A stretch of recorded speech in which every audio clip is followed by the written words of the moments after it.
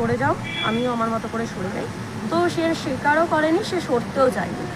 তো আমি আজকে একটাই কথা বলতে চাই যে টিএমসি পার্টির ট্যাগ থাকলে কি এটা করা যায়? মেয়েদের লাইফ নষ্ট করা যায়?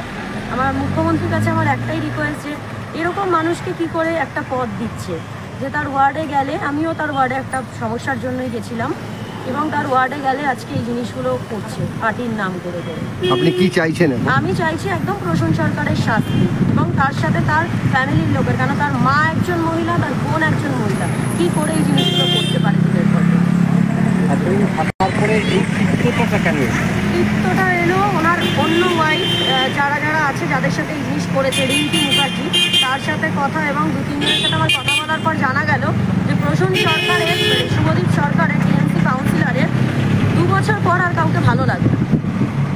ওনার হচ্ছে একজন মহিলাকে 2 বছরই ভালো লাগে, তার বেশি আর কাউকে ভালো লাগে না। আর টোটালি যাদের সাথে উনি লিপ্ত সম্পর্কে, তারা হচ্ছে কারোর না কারোর ওয়াইফ। আমি সেটা বলতে চাইছি না, আমি হচ্ছে টোটালি একটি আনম্যারিড মেয়ে। তো আমার সাথে আজকে এই জিনিস করেছে, আরো অনেক সম্পর্ক এরকম আছে। আপনার নাম? সরকার কোন ওয়ার্ডের কাউন্সিলর? উনি হচ্ছে পলতা 11 নম্বর ওয়ার্ডের কাউন্সিলর। আপনার নাম? ঠিক আছে, আমার নামটা থানার মধ্যেই আছে, আপনারা ওখান থেকে সব কিছু করে নেবেন। এমনি যা হয়েছে আমার সঙ্গে, আমি আর বলে এই জিনিসগুলোকে আর ইসে করতে চাই না। প্রশাসন সরকার যতটা ক্ষতি করেছে যথেষ্ট। আপনি কি সেম ওয়ার্ডে থাকেন? ওই ওয়ার্ডে থাকেন? না, অন্য জায়গায়? অন্য জায়গায়।